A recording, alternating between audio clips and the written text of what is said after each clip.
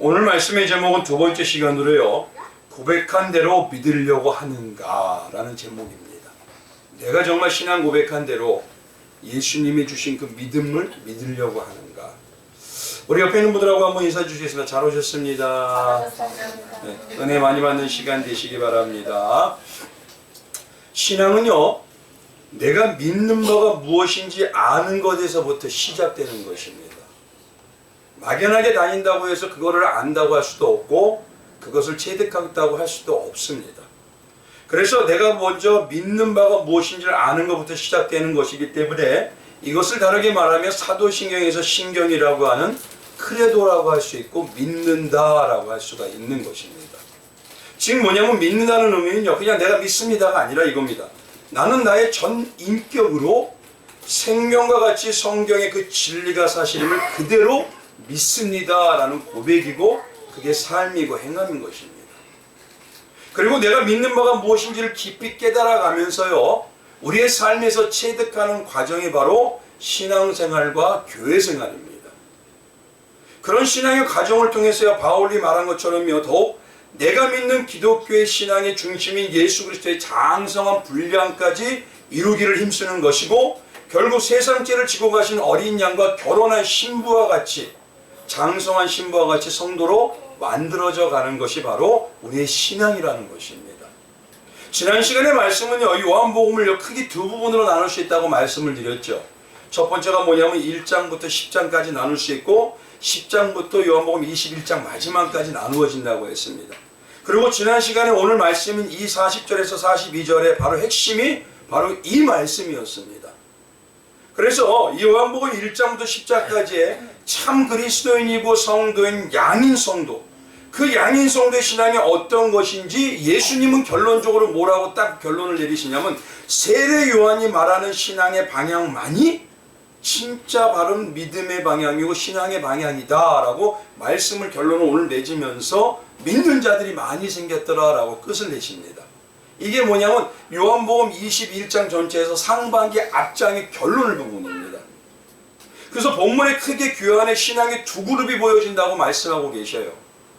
마지막 때인 예수님의 재림할 때가 되면요, 영적으로 양과 염소의 신앙이 어떻게 나타나는지 극명하게 다르게 나오는 예로 나타내시기 시작합니다.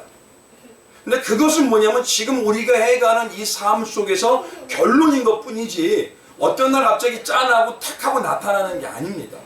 그러니 내가 지금 어떤 신앙의 삶을 추구하고 관심을 가지고 가치관을 가지고 가느냐, 그것에 따라서 신앙의 방향이 바뀌어간다는 것이에요. 물론 신앙의 우리 모든 것은 성령이 인도하신 대로 하나님의 주권으로 구원받습니다. 그런데 신앙의 이 삶에 대한 하나님의 복은 나의 신앙이 어떻게 이루어가느냐에 따라서 삶에서 이루어지는 다양한 은혜로 나타난다는 것입니다. 그래서 첫 번째 그룹은 뭐였냐면요, 10장 24절에 보면 뭐라고 하냐, 유대인들이요, 우리의 마음을 미혹하지 말고 그리스도이시거든 밝히 말씀하여 주옵소서라고 얘기합니다. 좋은 의도죠. 그래서 예수님께서 뭐라고 하냐면 그리스도이심을 말씀해 주시기 원해서 1장부터 10장까지 다양한 예를 들어서 사람들이 변화되는 모습을 통해 말씀해 주시고 또 말씀으로 설교까지 해 주셨습니다. 그런데 뭐냐면 자기들의 욕망과 욕심을 인정해 주지 않는다고 해서 결국 예수님은 필요 없습니다 라고 그들이 뭐냐면 예수를 죽이겠다고 돌을 들더라는 것이에요. 이것이 첫 번째 그룹이었습니다. 그리고 두 번째 그룹은요, 오늘 40절에서 42절까지 말씀대로요, 예수님께서 의도적으로 세례 요한이 세례를 베풀던 곳에 가서서 거하십니다. 의도적으로. 세례 요한이 베풀던 곳이 언제죠? 요한복음 1장에 나타나 있습니다. 근데 지금 10장에서 의도적으로 거기를 가서 거하셔요. 그러니까 사람들에게 어떤 모습을 상기시키고 자꾸 뭐냐면 깨달았고 그 기억이 다시 살아나게 하시는 것이에요. 그리고 세례 요한이 예수님에게 대한 신앙 고백의 말씀과 그때 예수님에게 세례 요한이 세례를 베풀러 보였던 그 사건을 통해서 요한이 예수님에 대한 말씀의 신앙의 방향이 진짜 진리라는 것이에요. 그리고 진짜 믿음이라는 것을 사람들이 스스로 고백하게 합니다. 신앙은 신앙 고백입니다. 고백하게 하고 예수님을 믿는 자들이 많았더라라고 결론을 딱 맞춰버리시는 거예요. 그래서 세례 요한이요, 예수님에 대한 말씀하시는 그 내용이 어딘가에서 1장 요한복음 1장에 가서 말과 그때를 봤더니 그가 예수님에 대해서 신앙 고백의 말과 예수님께 세례를 베푸는 모습을 통해서 우리에게 영적으로 아는 것이 가장 핵심이 세 가지였습니다. 딱 세 가지가 나오더라는 거예요. 세례 요한이 예수님을 통해서 예수님을 바라보고 말했던 말이 있어요. 광야에서 외치는 주의 길을 평탄하게 해서 외치는 자다. 나는 그분의 힘듦에도 감당할 수가 없다. 그분은 세상 죄를 지고 가는 어린 양이로다. 등등 여러 가지가 1장에 다 기록되어 있습니다. 그러니까 요한복음 먼저 결론을 딱 내려놓고 시작하라는 거예요. 1장에. 그리고 내용을 이게 진짜다라고 9절부터 10장까지 계속 그 내용을 반복적으로 학습하고 가르치시는 내용입니다. 그래서 간략하게 봤더니만요. 오늘 왜 이 말씀을 드리냐면은 오늘 본문의 말씀이 우리 신앙의 기본적인 방향에 대해서 신조에 대해서 정확하게 얘기하는 분이기 때문에 먼저 지난 시간에 무슨 내용인지를 대략적으로 알고 들어가야지만 알 수 있기 때문입니다. 그래서 지난 시간에 세례 요한을 통해서 보여줬던 예수님이 결론적으로 말한 믿음의 신앙, 그게 무엇이냐? 그 첫 번째를 봤더니 어떤 모습이 있었죠? 세례를 예수님에게 베풀 때 하늘의 문이 열리잖아요. 그래서 닫혔던 하늘 문은 누구에게만 열린다는 겁니까? 예수에게만 열린다는 겁니다. 다른 곳에선 열리지가 않아요. 그래서 오직 예수님을 충만한 예수님의 십자가 은혜가 신앙의 중심이고 전부가 되는 삶을 사는 그 그리스도인요, 신부요, 성도에게만이 이루어지는 게 하늘문을 여는 신앙인 것입니다. 우리가 열심히 한다고 그랬어요. 우리가 잘했다고 그랬어요. 우리 정성을 보고 하늘문이 열어지는 게 아닙니다. 하늘문은요, 하나님이 예수에게만 통해서 열어지도록 되어 있어요. 그래서 예수님이 내가 되고 내가 예수님이 되는 그런 신앙의 전부가 되는 성도에게만 하늘문이 열려지는 것입니다. 이걸 다르게 말하면요, 바울처럼요, 오직 예수님이 전부인 대망의 신앙, 그 대망의 신앙을 추구하는 바울과 요한과 같은 영적 믿음의 자세가 진짜 믿음이라는 거예요. 이게 첫 번째였습니다. 그래서 진짜 예수님이 전부인 신앙이 아니면서도 하늘문을 열어달라고 기도원동에 가서 몇 날 며칠을 기도하면서 몇 시간을 잣나무를 붙들고 흔들어서 부르짖게 뽑아야 된다 그러고, 바위 위에서 오랫동안 기도한다고 하더라도요, 그건 잠시 뜨거울 수는 있어요. 그러나 역사와 능력은 오래가지 못합니다. 예수로 전부가 되지 않았기 때문에. 그러니 내 안에 지금 뭐가 전부인지를 찾으셔야 돼요. 예수보다 뭐가 더 중요합니까? 신앙생활을요, 예수보다요, 이 땅의 삶에 나에게 초점을 맞추는 경우가 너무 더 많더라는 것입니다. 예수님이 전부인 하늘문이 열린다는 것은, 하늘문이 열린다, 예수님이 전부로서, 그걸 다르게 말하면 이겁니다. 예수님만 사랑한다, 이 소리예요. 예수님 외에는 다른 것에 마음을 두지 않는다. 예수님만을 구하고 자꾸 두드리는 신앙이다, 이 뜻입니다. 바로 그게. 근데 우리는 어떻습니까? 예수님만이 아니라 예수님을 통해서 예수님도 믿고 다른 것도 구한다, 이거잖아요. 그래서 하늘문이 닫힌 때를 생각해 보니까요, 하늘문이 닫힐 때는 어떻게 되냐면 말씀의 깨달음과 역사가 희귀한 때라고 얘기해요. 신앙의 역사는요, 말씀의 역사입니다. 말씀에서 벗어나는 역사는 없습니다. 삶에서 나오는 놀라운 역사는 말씀에 있는 것을 하나님이 역사를 해주시는 것입니다. 하늘문이 닫혔다는 건요, 말씀이 더 이상 역사가 없다는 소리예요. 근데 그때가 언젠가 봤더니만 엘리 제사장 때예요. 그리고 신구약 중간기도라는 것입니다. 그래서 엘리 제사장 때 특징이 무엇인가 봤더니 하늘문이 닫혔던 그때 엘리가 뭐냐면 하나님보다 누구를 더 중요하게 여기냐면 자기 자식된 두 아들이 중요해요. 근데 우리 한국교회 성도들의 특징 아닙니까 이게?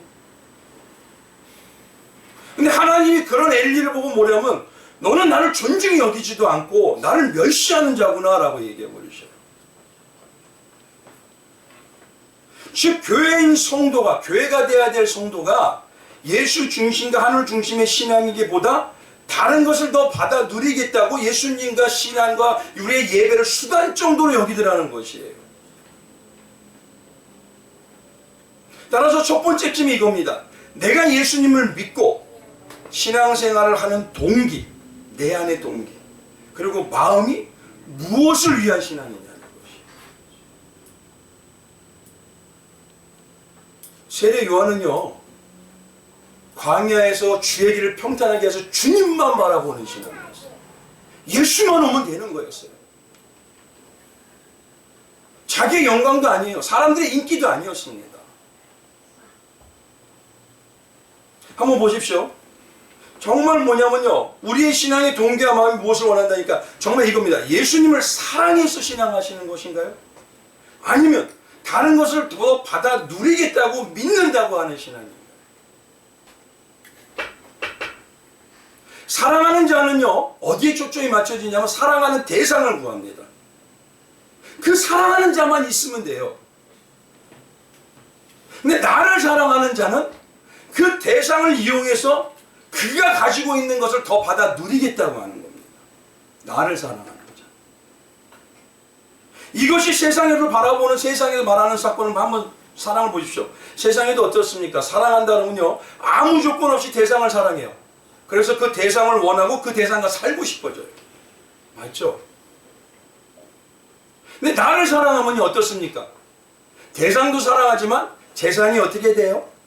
물질이 어떻게 돼요? 집은 있어요? 자동차는 있어요? 조건을 따지는 모습이 생깁니다.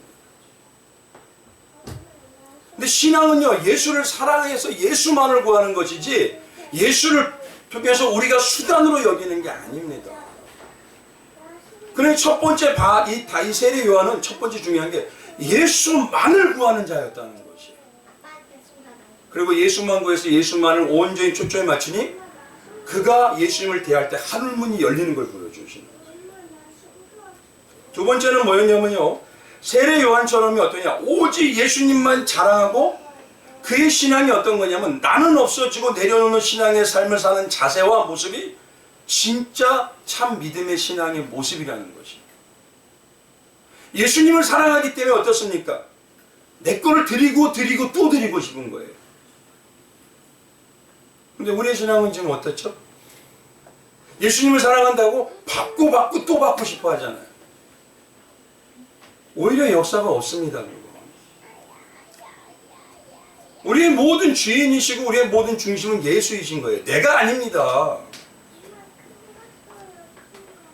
그래서 두 번째 세례 요한의 신앙은 뭐냐면 예수님만을 위해서 살고 드리고 예수님에서 모든 걸 하기 때문에 예수님만 자랑하고 나는 없어지고 나는 내려놓고 신앙의 삶을 사는 자세로 살기 시작했다는 거예요. 그게 뭐냐면 나는 그 예수님의 심내 끈을 풀기도 감당할 수가 없는 자이라고 자기가 영광을 다 내려놔버립니다. 이 모습이 예수 요한복음의 이 세례 요한의 신앙은 어떻게 하느냐, 예수님만은 흥하여야 하겠고 어떻게 해요? 나는 세하여 망하여야 하리라. 이런 고백이 우리 지금 쉽게 하실 수 있나요? 우리 성도님 중에 나 망해도 돼요 이런 성도님 있으신 겁니까? 힘듭니다 이거. 근데 이게 진짜 신앙이라고 그러시는 거예요. 이 모습과 같은 말을 했던 사람이 누구냐면 바로 바울이었어요. 바울은 뭐라고 하냐면 나의 자와 욕심은 죽고 뭐라 하죠? 예수님의 십자가 은혜와 생명의 사랑만으로 나는 사는 자가 되길 원합니다. 그건 뭐냐면 예수만 드러나면 돼. 맞지 않나요? 똑같은 말입니다 이게. 그래서 요한은요 이런 신앙의 고백의 삶을 실천하기 위해서 어떻습니까? 실제로 살죠. 세상을 배설물로 여기면서 예수님만 드러내기 위해서 어디요? 광야에서 어떻게 살죠? 메뚜기와 광야라는 건 지금으로 하면 교회예요. 신앙의 삶이에요. 신앙의 삶에서 뭐냐면 메뚜기와 속청을 먹어가면서 그 비유를 삶을 산다는 걸 비유하면서 나를 모두 내려놓는 삶을 비유하면서 예수님만 전부로 드러내기 높이기 위해서 이 광야에서 주의 길을 평탄하게 하기 위해 외치는 자로 살았다는 것입니다. 이게 목적이었어요. 누구의 길을요? 내 길을 평탄하게? 아닙니다. 그것이 바로 진짜 성령을 받은 십자가에 동참하는 삶을 사는 참 하늘 백성이라는 증거라는 소리입니다. 예수님이 그래서 십자가의 마지막에 이걸 결론으로 딱 도장을 찍어내시는 거예요. 거기 가셔서. 솔직히 이겁니다. 세례 요한하고 사도 바울은요, 대단한 믿음의 사람이고 믿음의 행함의 사람이었죠. 근데 그들은요, 세상적으로도 자랑할 것이 많은 가문이었습니다. 대단한 부자였고요. 또 신앙 안에서도 열심히 특심인 사람들이었습니다. 특히 세례 요한은 뭐냐면 아버지는요, 아비야 바열에 있는 사가랴라는 사람이고요. 어머니 엘리사벳은요, 아론의 가문의 대사장 집안입니다. 그러니까 엘리트 집안이에요. 이게 거의 유대사에서는 엘리트입니다. 한 번 가문이 정해지면 그들은 버려지지도 않아요. 존경만 받고 살아요. 그런데 그의 삶은 어떠냐 이거예요. 다 내려놓고 나는 예수의 신발끈도 풀 수 없는 죄인이라는 의식으로 살아요. 그리고 자기의 영광과 능력과 모든 것을 예수께 온전히 드리면서 자기가 모든 걸 갖고 있던 걸 다 누구에게 드렸죠? 예수님께 드렸죠. 마지막에 뭐까지 드립니까? 예수만 증거하다가 목숨까지 줘요.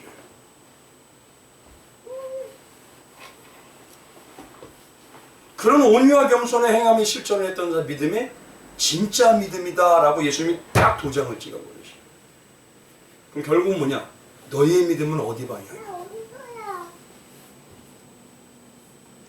세 번째가 보였던 게요, 예수님의 세례 요한이요, 예수님에게 세례를 바꾸는 모습에서 비둘기 같은 성령의 모습으로 변화하죠. 비둘기 같은 성령의 모습이라는 이 변화 속에는요, 두 가지 의미가 분명히 있습니다.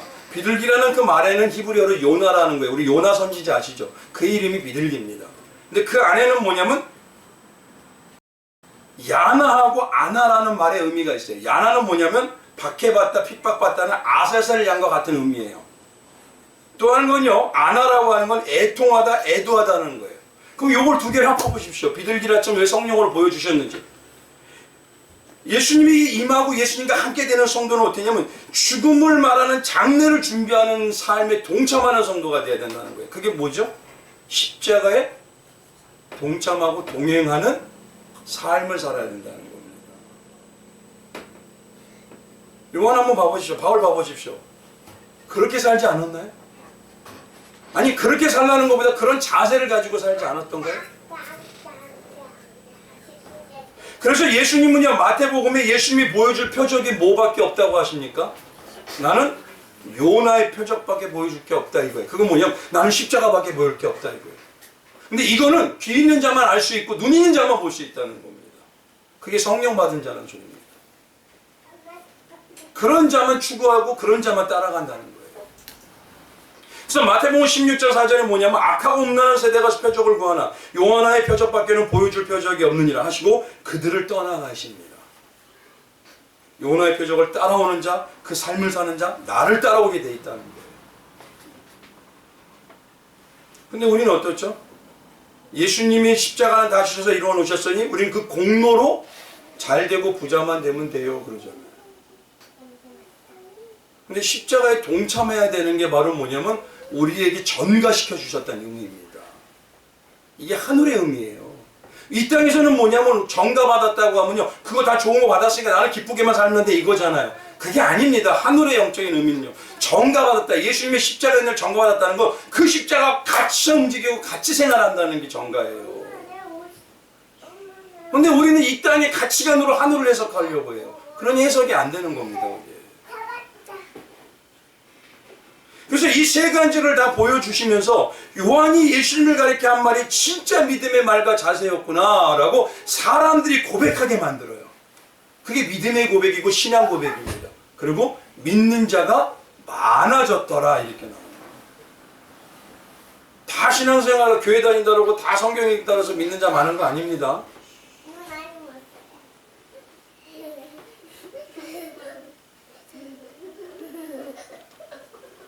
오늘은요, 잘 보십시오. 중요합니다.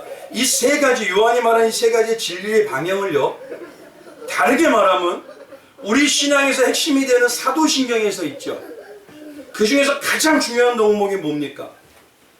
나는 십자가에 못 박힌 예수님을 믿습니다 이거잖아요. 그렇죠? 그게 사도신경입니다. 근데 이거를요 조금 더 풀면 이겁니다. 나는 전능하신 하나님 아버지의 유일하신 아들이 바로 2000년 전에 골고다 언덕에서 십자가에 못 박혀 죽으신 그 예수 그리스도를 전인격적으로 생명처럼 믿습니다 이거예요. 그게 사도신경입니다. 그게 십자가에 못 박힌 예수님을 믿습니다, 이 소리예요. 그래서 이 바울의 이 사도 이제 세례 요한의 신앙이 바로 이것과 연결이 됩니다. 오늘 하나로 딱 규교시키면. 왜냐하면 이겁니다. 요한복음에 보면요, 1장에 요한이 말했던 신앙이 뭐예요? 태초에 말씀이 천지를 창조하시니라 그러면 시작하죠. 그리고 그 말씀이 뭐로 오시죠? 육신을 입고 오시잖아요. 그리고 난 다음에 그 안에는 뭐가 있다? 은혜와 진리가 충만하다고 하죠. 그러면서 그 예수님을 딱 결론은 뭐냐면 세상 죄를 지고 가는 어린 양이다 라고 전제를 잡아요. 세상 죄 지고 가는 어린 양을 우리의 신앙으로 보면 뭐죠? 십자가에 못 박혀 죽으시는 예수, 이겁니다. 맞죠? 이 얘기하는 겁니다, 지금. 그러니까 바울은 지금 이 바울이나 세례 요한은 예수님의 십자가 못 박힌 예수를 전제로 딱 잡고 그러고 말씀을 시작하게 하시는 거예요. 나는 그 십자가 못 박힌 예수님만을 나의 전인격으로 생명으로 추구하고 있습니다. 이게 사도신경의 신경인 크레도이고 믿습니다라는 거예요. 믿습니다는요, 막연하게 믿습니다 아닙니다. 바로 요한이 예수님을 향한 이 말과 자세가 진리다라고 예수님이 정확하게 얘기해 주시는 거예요. 지금 오늘 3절을 얘기하시면서 마지막에. 그래서 오늘 이 시간에는요, 이 요한의 신앙을 가지고 세 가지를 나는 십자가 못 박힌 예수님을 믿습니다는 신앙 고백의 방향을 가지고 접목을 시켜서요, 이번 이 사순절의 첫 주일을 맞이하는 이때에 조금 더 생각해보고 우리가 정말 하나님 안에서 어떻게 살아야 되는지, 어떤 게 진짜 능력이고 권세인지 그걸 조금 더 생각해보고 나누기를 원합니다. 그래서 요한의 신앙의 방향은요, 말씀드린 대로 나는 십자가 못 박힌 예수님을 믿습니다라는 이 신앙 고백의 첫째가 이 고백이거든요. 그러면 이게 가장 핵심인데, 그러면 영적인 의미를 알기 위해서 오늘은요, 하나의 먼저 동화를 말씀을 드리면서 시작하길 원합니다.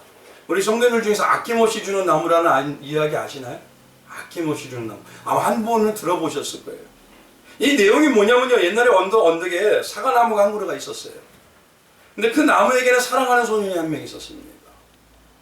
매일같이 이 소년은 나무에게 가서 사과도가 열리면 사과도 따먹고요, 나뭇잎으로 왕관도 말고 숲의 왕자처럼 놀기도 하고 그네도 타고 숨바꼭질 하면서 피곤하면 나무 옆에서 자기도 했어요. 그러다 시간이 흘러서 소년은 성장합니다. 점점 나이가 들어서요, 이제 나무는 홀로 있을 때가 됩니다. 많습니다, 그때가. 그러던 어느 날 소년이 나무를 찾아와서 그럽니다. 난 이제 나무에 올라가 놀기엔 다 커버렸어. 난 물건을 사고 싶고 신나게 놀고 싶어. 나는 돈이 필요해. 내게 돈을 줄 수 없겠니? 나무는 소년에게 말합니다. 미안하지만 내게 돈이 없어. 그런데 내게는 맛있는 사과는 주렁주렁 달려있잖아. 이걸 갖다가 너는 도시에 가서 팔면 어때? 그래서 이 소년은요, 사과를 가지고 도시에 가서 팔아서 그 돈으로 자기가 원하는 삶을 삽니다. 나무는 자기 몸에서 사과가 다 떨어져 나갔지만 소년이 행복하기 때문에 나무도 행복해요. 근데 떠나간 소년은 오랫동안 지나도록 돌아오지 않습니다. 남은 소년이 너무 보고 싶었죠. 그러던 어느 날 소년이 돌아왔어요. 소년은 근데 시무룩하게 나무에게 말했어요. 아내와 애들을 위해서 나는 집이 필요해. 나무는 뭐라고 하냐면 그 말을 듣고 내 가지를 베어다가 집을 지면 어떻겠니? 소년은 나무의 말대로요, 가지를 베어다가 자기의 집을 다 베어다가 지었어요. 소년이 그렇게 떠나는데 나무는 그래도 행복했어요. 줄 수 있었어. 근데 소년은 또 오랫동안 돌아오진 않았어요. 그러다 어느 날 소년이 다시 찾아왔어요. 나무는 예전처럼요, 소년이 같이 함께 시간을 보내서 즐거울 줄 알았어요. 근데 이 소년은 말했습니다. 난 나이가 너무 많고 비참해. 이제 놀 수가 없어. 그래서 난 여기를 떠나고 싶어. 난 여기로부터 먼 곳에 가기 위해서 배가 한 척 필요해. 벌써 무슨 의도인지 알죠? 그래서 나무는요, 자기의 줄기를 통째로 잘라줘서 이제 밑둥밖에 없어져. 그래도 이 나무는 행복했어요. 소년에게 줄 수 있었어. 그리고 오랜 세월이 지난 뒤에 소년이 다시 돌아왔어요. 나는 너무 기뻐서 눈물이 흘릴 정도였어. 근데 소년은 다시 시무룩 하면서 나무를 바라보면서 말했어요. 나무는 이제 말했어요. 얘야, 미안하지만 나는 이제 너에게 줄 게 아무것도 없어. 사과도 없고 가지도 없고 줄기마저 너에게 다 줬어. 나는 남은 거라고 이 나무 밑둥밖에 없단다. 그래서 소년이 말합니다. 이제 내게 필요한 것은 아무것도 없어. 난 너무 늙고 힘이 없어서 지금 나에게 필요한 것은 앉아서 조용히 쉴 곳 한 곳뿐이야. 그때 나무는 표정이 밝아져 그랬어요. 그래? 그러면 앉아서 쉬기에는 늙은 나무 밑둥이 그만이야. 친구야, 여기 와서 편히 쉬어. 그리고 나무는 행복했습니다. 아마 이 내용을 다 대부분 아실 거예요. 그러면 이 내용의 핵심이 뭘까요?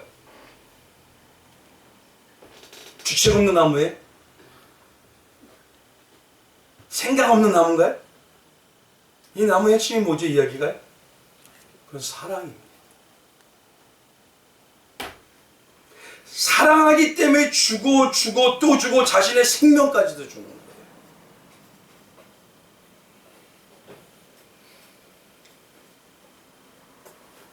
오늘 세례 요한의 신앙 고백을 통해서 본 우리가요, 예수님만을 믿고 예수님만을 구하고 그 삶에 동참하는 성도는요, 예수님만 전부로 사랑하는 신앙의 동기와 마음을 가지고 있는 성도들이라는 것이죠.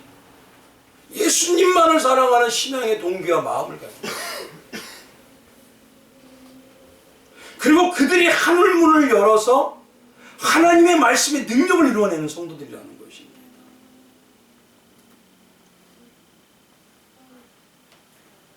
그러니 이와 같이 세례 요한을요, 저는 쉽게 말해서 요한신앙이라고 그래요. 요한신앙은요, 예수님의 사랑과 은혜를 만나고 깊이 만납니다. 또 만나고 항상 만납니다. 그리고 깨달아가면서 결국 예수님에게 올인하는 삶하고 자세를 갖게 되는 거예요. 예수님만에게만. 그리고 그것이 예수님으로 만족하고 예수님 자체만을 구하는 신앙의 동기와 마음이니 예수님이 사랑하는 자에게 나오는 하늘문을 여는 요한신앙의 핵심인 것입니다. 이 동화와 같은 내용이 우리 성경에도 있어요. 어디 있을까요? 누가복음 16장에 가면 있습니다. 비유를 하셔요. 자신의 재산을 다 주지 않아도 돼요.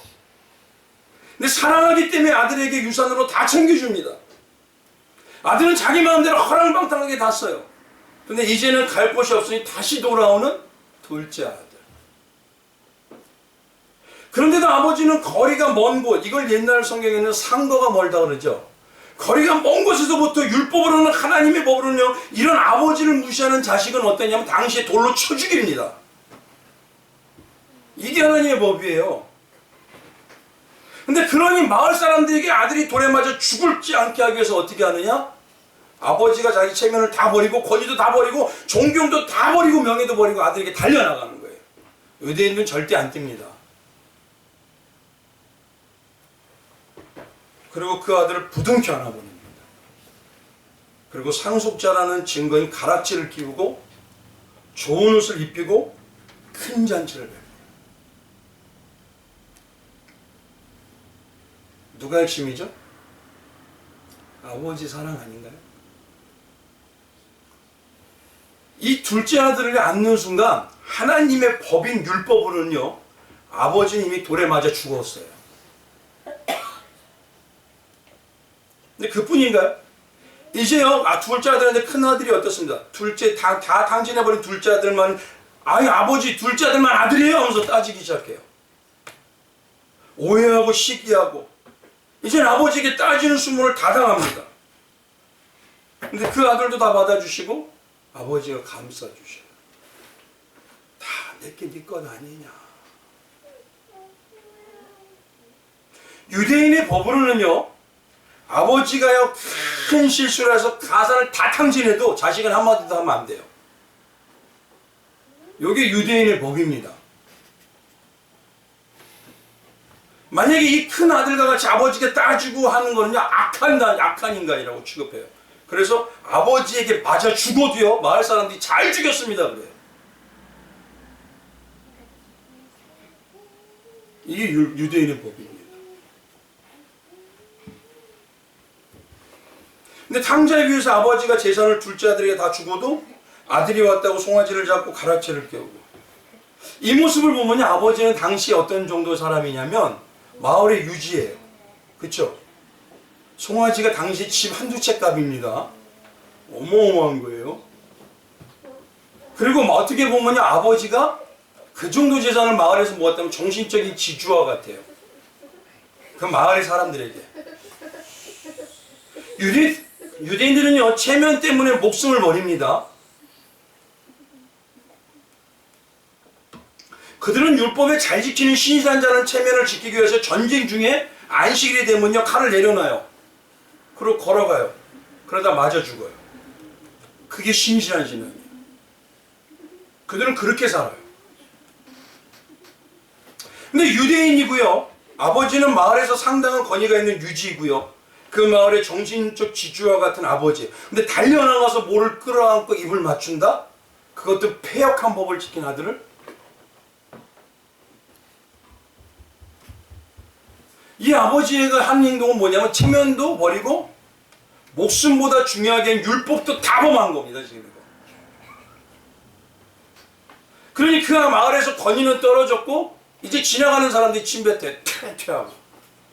당신이 우리 마을의 지주야? 근데 그런 수모도 감당해야 돼요. 이제. 우리 하나님 그러지 않습니까? 어디 말이야 피조물이 마귀 같은 것들한테 그렇게 하나님이 취급을 하게. 창조주가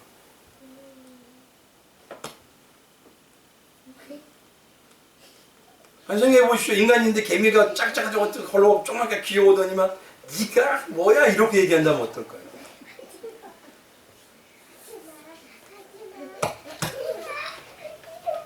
그러니 한번 봐보십시오. 율법으로 보면 아버지는 지금 돌에 맞아 죽었죠. 율법을 다 범하고 침을 뱉어도 아무 할 말 없는 사람이죠. 그러니 큰아들이 뭡니까? 율법으로는 이미 아버지의 권위가 다 떨어졌어요. 그리고 죽은 자와 같이 돼버린 거예요. 그러니까 큰아들이 막 대놓고 얘기하는 거예요. 그냥 당신이 어떻게 그럴 수가 있냐고.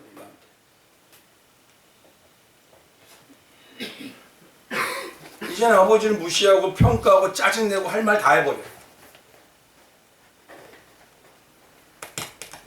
우리 가끔 그러지 않나요? 하나님 앞에서?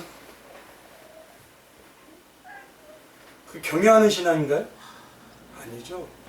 물론 하나님과 생활해야 되기 때문에 아버지로서의 아버지 앞에서 내가 아버지한테 애교 부리고 짜증내는 그럴 수 있어요. 근데 그게 아니라 하나님 어떻게 그렇게 할 수 있어요? 많습니다. 그런 분들.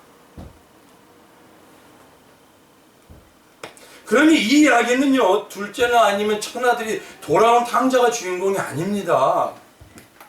이건 뭐냐면은 모든 어떤 상황에도 끝까지 기다려주시고 끝까지 다 주시고 자기하고냐 자기의 생명까지도 그리고 하나님의 그 창조주의 권위까지도 다 내려놓은 아버지의 사랑을 얘기하는 거예요. 그러니까 아버지의 비유예요. 이거는 그 구속사 이야기입니다. 이게. 그런 생각해 보세요. 예수님의 이야기의 두 아들의 모습이 누구라는 소리예요. 결국은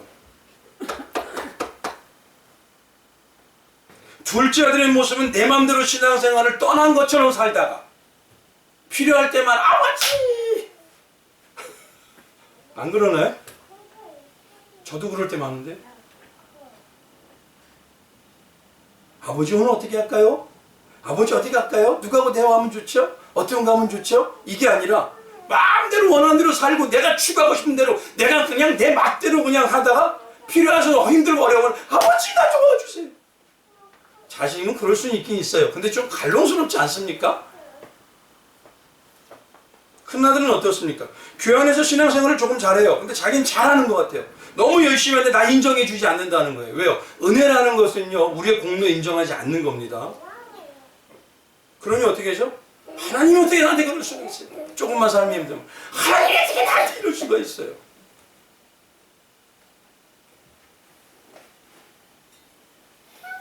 때때로 내가 병들 때도 있어요. 그럼 어떻죠?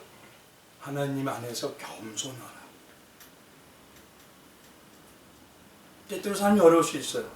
아, 하나님을 내가 잊고 살았으니까 이걸 깨달으라고.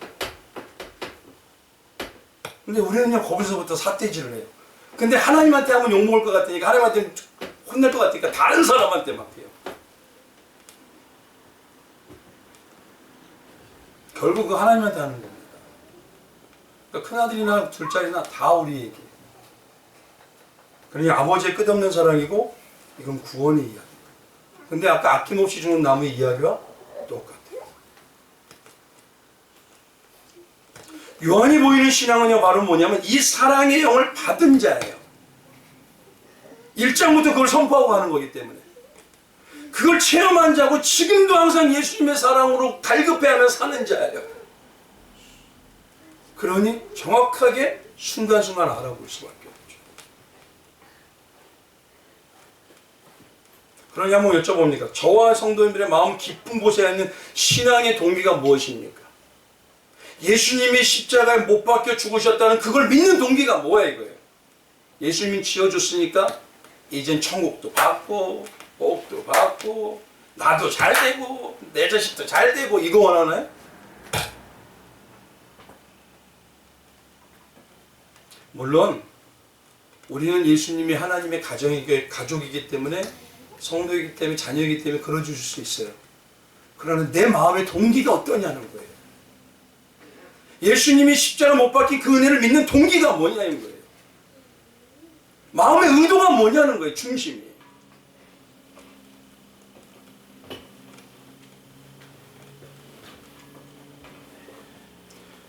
성도인 우리는요, 예수님이 먼저 우리만 바라보시는 그 사랑으로 사랑의 영을 주셨어요. 그러면 그 영을 받은 자는 누구를 사랑해야 돼요? 예수를 있는 그대로 예수님만 추구하는 자들. 그게 기독교 신앙입니다. 근데 예수님만이 아니라 예수님도 추구하고 천국도 갖고 싶고 이것도 하고 싶고. 그러니 하늘문이 열릴 수가 없는 겁니다. 그래서 성경에는요, 하나님의 또 다른 힘을 이렇게 이야기합니다. 요한일서 4장에 보면 6절부터요. 우리는 하나님께 속하였나니, 속했다고 해요. 그렇죠?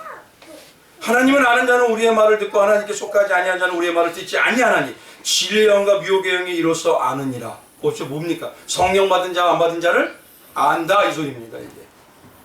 사랑하는 자들을 우리가 서로 사랑하자. 사랑은 하나님께 속한 것이니 사랑하는 자마다 하나님께로부터 나서 하나님을 알고 사랑하지 아니하는 자는 하나님을 알지 못하니 이는 하나님은 뭐다? 신앙의 동기가 예수만 사랑해서인가요? 예수도 사랑하기 때문에 다른 것도 수단으로 여기는.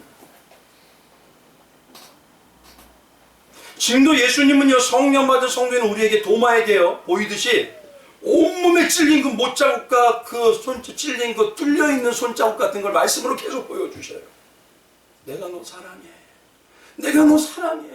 나 너밖에 사랑 안 해. 나 좀 사랑해 주면 안 되니? 어떤 때는요, 아주 우라가침이래요, 저는.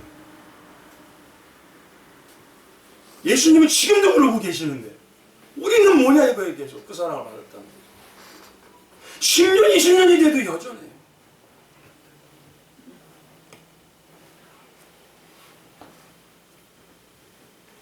그런데 더 나아가서는요, 그 사랑의 영을 받은 성도라고 하면서, 바울이나 세례 요한처럼 그렇게 예수님이 아니라, 이제는 신앙이 이타적인 신앙이 되어버려요.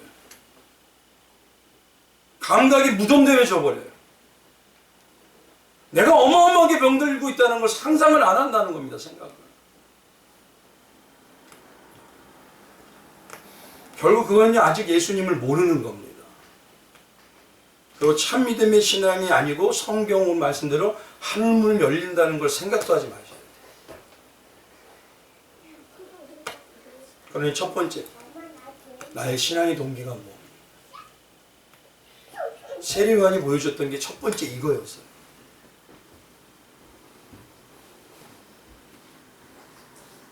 그러니 내가 정말 요한의 신앙이 이 모습과 같은 신앙인지 점검하셔야 돼요.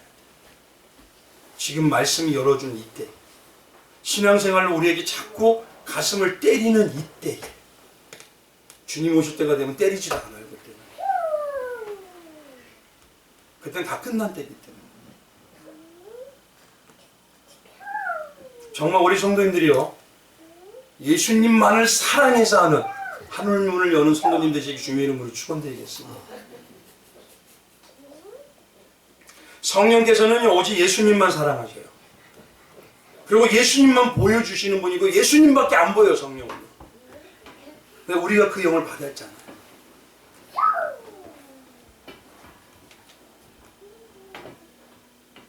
정말 하늘문을 연다는 게 간단한데도 이게 참 미혹이 너무 많으니까 쉽지가 않아요.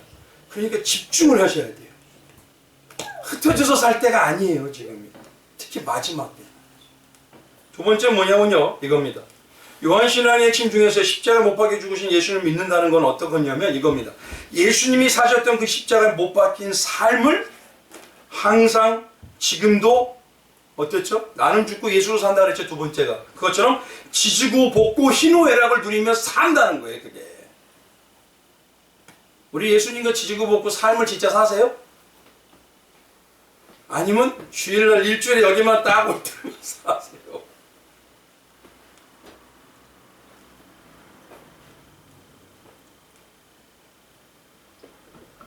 지지고 볶고 예수님과 정말 살고요, 희노애락을 예수님과 누리면서 정말 사는 성도들, 신앙의 선진들은 어떻게 얘기하냐면요, 요한은 이러겠죠. 예수님 항하고 나는 서야 되고, 바울은 뭐라고 합니까? 나는 죽고 예수님을 높이는 신앙의 삶이 되고, 다윗은 뭐라 그러죠? 요한은 나의 반석이요 나의 산석이요 나의 전부이십니다. 맞죠? 살았던 사람들은 그렇게 살아. 고백이 나와요. 신앙은 삶입니다. 근데 적지 않은 성도님들이 신앙을 학교처럼 배워서 가려고 해요. 배우는 건 삶이 나올 수가 없습니다. 항상 말씀드리면 성도는요, 바울이 말한 것처럼 십자가에 올라가 그 삶에 동참하고 예수님이 갖는 십자가의 가치관을 공유하면서 동행하는 삶을 사는 자예요. 예수님은 이 가치를 나하고 공유해 줄 수 없냐, 나하고 나눌 수 없냐고 지금도 얘기하고 계시는 거예요.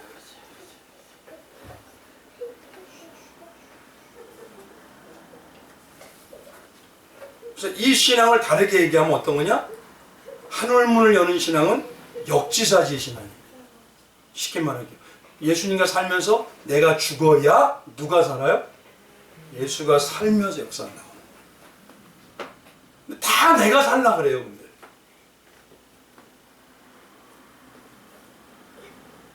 우리 한번 성도님을 여쭤보겠습니다. 꿈에도 원하는 소원이 무엇이에요? 있으신가요, 혹시? 나 꿈에도 원하는 소원. 각자만이 가장 소망하고 염원하고 바라는 것이 있을 겁니다. 근데 소원이라는 건 뭐냐면요, 이겁니다. 오늘이라도 당장 갖고 싶고, 항상 갖고 싶어 하고, 그렇게 살고 싶은 그거. 그게 소원이에요. 근데 이 소원이요, 오늘이라도 예수님과 함께 살면서, 지금이라도 하나님 나라에 가게 해주세요. 이분 있나요? 근데 이분을 간단히 얘기할게, 이런 분을요. 나 예수님만을 사랑해요. 요 소리예요, 이게. 사랑하고 싶으니까 어떻게 하고 싶어요? 살고 싶은 거잖아요. 안 그런가요? 여기 계신 분들은 같이들 뭐 결혼도 안 해보시고 지금도 다 총각처녀로 계시는 거예요? 아니죠?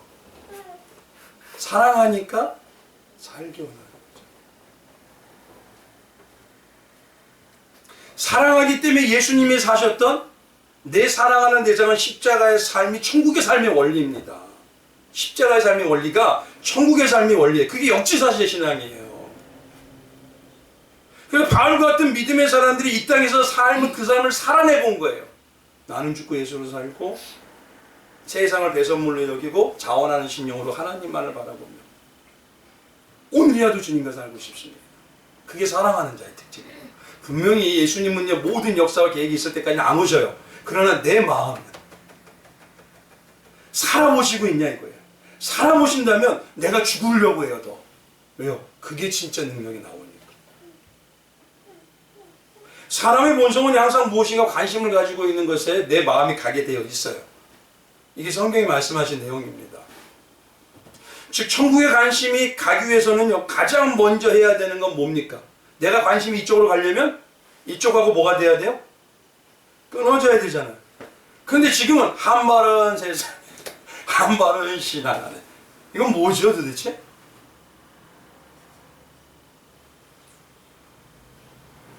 소원이라는 것은요, 그것 외에는 다른 거에 관심이 없다는 소리입니다. 그러니까 진짜 사랑하는 자는 자기가 사랑하는 대상을 향해서 관심과 마음에 가지고 쏟는 것뿐이지 다른 거 관심이 없어요. 근데 신앙은, 기독교 신앙은 예수만 관심이 가는 거예요. 십자가만 관심이 가는 겁니다. 그래, 그런 사람이 세상이 끊어졌구나. 그러면 이제 저는 이 땅에서도 천국을 사는 백성이구나. 이렇게 하나님 인정해 주시는 거예요. 그러니 내가 가지고 있는 너와 함께하는 역사가 나오리라. 이거 되는 겁니다. 근데 여전히 이발하고 따로 있어요. 이렇게 이러고 살아요. 어떤 분은 가족, 어떤 분은 가정, 어떤 분은 자식, 어떤 분은 집, 어떤 분은 물질.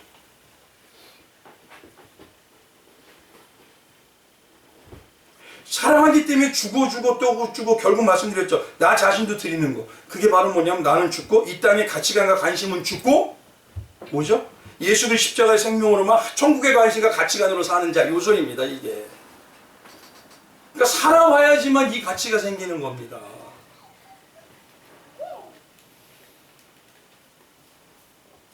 같이 사는 가족이 소중하죠. 왜 그러죠? 같이 살잖아요. 우리 교회 가족들이 소중하신가요? 왜 그러죠? 같이 살잖아요. 근데 가족들에 대한 소중함이, 영의 가족의 소중함이 내 가정에 있는 가정의 소중함과 같으세요? 이분들은요, 그 나라 가서도 볼 거라니까요, 다. 우리 강장로님 거기 가서 또 볼 거예요. 그때는 아마 30살로 계실 것 같아요. 네. 가장 멋있는 시간, 나이로. 근데요, 가정은 여전히 소중해요. 근데 교회 오면은요, 영의 가족은 별로 안 소중해요.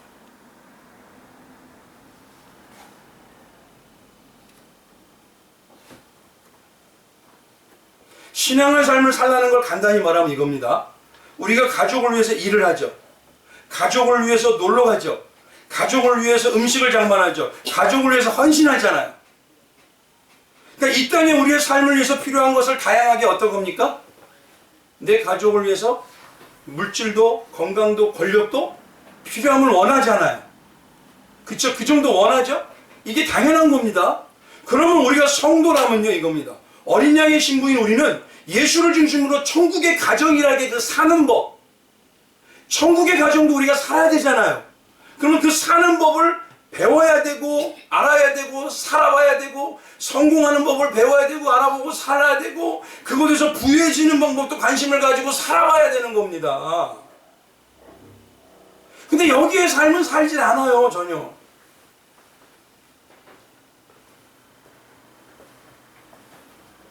그러니 한번 솔직히 생각해 보시죠. 솔직히 십자가의 고난의 삶을 살고 싶은 분 있던가요? 없죠? 근데 어떤 사람만은 그 고난이나 아니면 그 어떤 대상이 너무 가난해도 그 대상을 위해서 가난도 함께 가요. 그렇죠. 어떤 사람만? 사랑하는 사람만. 십자가의 고난의 삶을 살고 싶어하는 자는 예수를 사랑하는 자만 그 예수와 살고 싶어지는 거예요. 그런데 놀라운 건 그렇게 살아보니 하나님의 역지사지의 능력으로 놀랍게 하늘의 역사가 나타나는 겁니다. 맞죠? 이게 영의 방향입니다. 이제 근데 중요해요. 잘 보세요. 하나님은 그러니까 예수님하고 살게 하기 위해서 이제 어떻게 하시냐. 이게 중요합니다. 내가 성령의 사람인지 악령의 사람, 성령이 없는 사람인지 아는 방법. 첫째가 뭐냐 이겁니다. 중요한 게 하나님의 뜻에 온전히 순종하는 천국 백성을 만들기 위해서요. 어린 양의 신분을 만들기 위해서 하나님은 우리의 마음을 미혹하는 세상의 삶의 것들을 많이 허락해요. 많이 좁아요, 막. 거기에 빠져가는 사람이 있고, 그걸 빠져가다가 다시 돌아가는 사람이 있어요. 물질을 막 좁아요. 그러면 어깨가 이렇게 막 올라가서요. 감히 나를 이런 사람들이 나와요. 그렇게 세상의 것을 추구하면서 살아보게 하셔서 하나님이 하셔요. 그러나 천국의 진짜 백성이 성령 받은 성도는 어떻죠? 이 땅의 것으로 살았다 그래서 만족함을 못 누려요. 왜요? 내 안에 누구가 계셔야 돼. 내가 누구와 함께하는 삶을 살아야 되기 때문에. 그러니까 날마다 내 마음은 어떤 때는 그래요. 뭐가 많아도 공허해져요. 뭐가 많아도 허탈해요. 그런데 주님이 정말 성령의 백성은 세상의 것을 많이 하나님 줘봐도 점점 필요가 없어지는 것 생각이 들어요. 예전에는 돈 없으면 못 살 것 같았어요. 근데 이제는요, 돈이 별로 없어도 예수님만 있으면 기쁘고 평안하고 안정감을 느껴요. 그러니 하나님께서 금덩어리를 갖다가 얘다 한번 살아봐라 주는 거예요. 근데 성령의 사람은요, 이걸 가지고도 살아내지 못해요. 왜요? 나하고는 관계가 없는 영이 틀린 거기 때문에. 근데 여전히 이것만 추구하고 있어요. 많은 분들이 그러죠. 젊었을 때 고생해가지고 나이 들어서 병 들어가지고 다 날렸다고. 그래서 교회 다니는 성도님들, 신앙생활 하는 성도님들한테 많이 얘기 듣습니다. 왜 예수와 같이 안 살죠? 없을 때도 살고 많을 때도 산다면 언제든지 기쁨이 넘칠 텐데. 왜 그렇게 사는 거죠 도대체?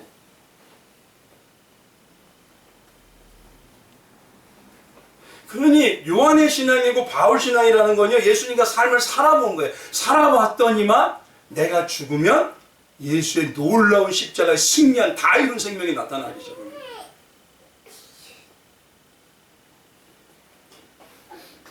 요한이 바로 그 신앙이에요. 이걸 가지고 우리 사도신경에 있는 십자가에 못 박힌 예수님을 믿습니다는 게 바로 난 십자가의 삶을 살아보는 자만이 가능해요. 근데요, 이제는요, 살려고 하는 분보다 팬하고 관중들은 많아요, 교회. 근데 제자가 없어요.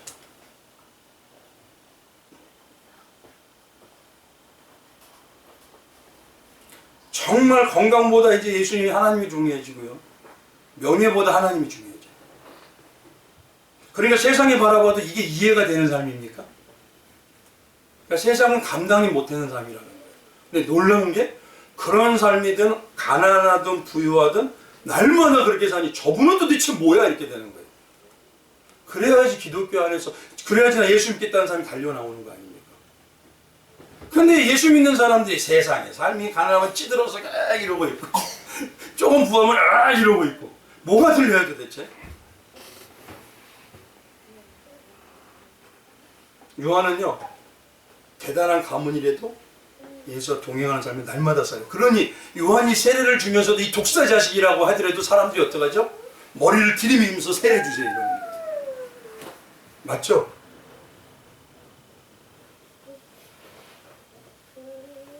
그러니 우리는 이 땅에서요 하나님의 가장 사랑하는 자로 하나님이 내 생의 전부인 자로 만들어져 가는 겁니다. 그러니 사랑하는 자가 삶을 살아가야 돼요. 결국 한번 생각해 보십시오. 천국은 우리가 항상 얘기하죠. 아픔이 없는 곳이라고 하죠. 평화가 넘치고 풍요로움이 넘친 거라고 하죠. 거기에는 부요가 있고 장수가 있고 건강이 있고 행복이 있다고 하죠. 근데 실제 신앙을 보면 왜 별로 가고 싶지 않죠? 이게 뭐죠 도대체? 왜 그럴까요? 쉽게 말하면 여기서 여전히 삶을 살아보지 않으니까 천국이라는 곳에 간다는 게 낯설고 쉽죠. 별로 안 좋은 거예요. 이사 가는 것 같은 거예요. 여기서 살아봐야 거기서도 산다는 게 똑같을 거 아닙니까? 그래야지 주 예수의 어서 오시옵소서 이 고백이 나올 거 아닙니까?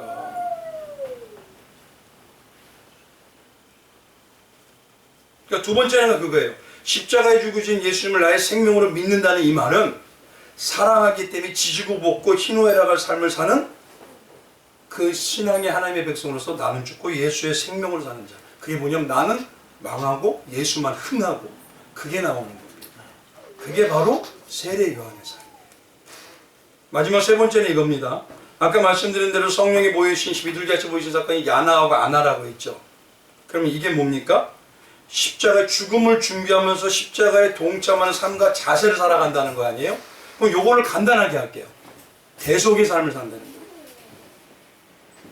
하나님이 왜 우리를 십자가에 못 박힌 예수님을 믿게 할까요? 세 번째가 그겁니다. 이겁니다. 대속의 사랑을 받아서 아는 자에서 대속의 사랑의 삶을 실천하고 살아가는 자로 만들어내기 원하시는 거예요. 그걸 쉽게 말하면 예수님이 사셨던 거를 지금 우리가 많은 노래도 있죠.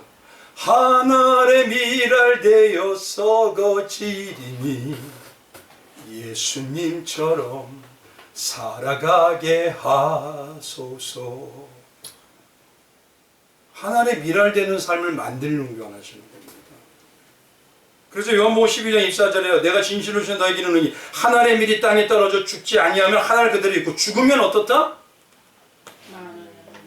그런 데서 자꾸 뭐냐면 죽기보다 우리는 그 열매가 맺어질 일이 없고 하늘문이 열릴 일이 답이 나왔네요. 다. 하나님의 의도는 우리를 증인으로 여기는 증거하는 예수로, 작은 예수로 만드는 게 목적입니다.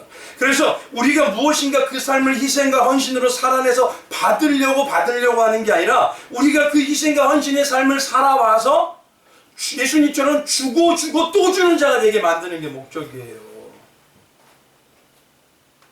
맞지 않습니까?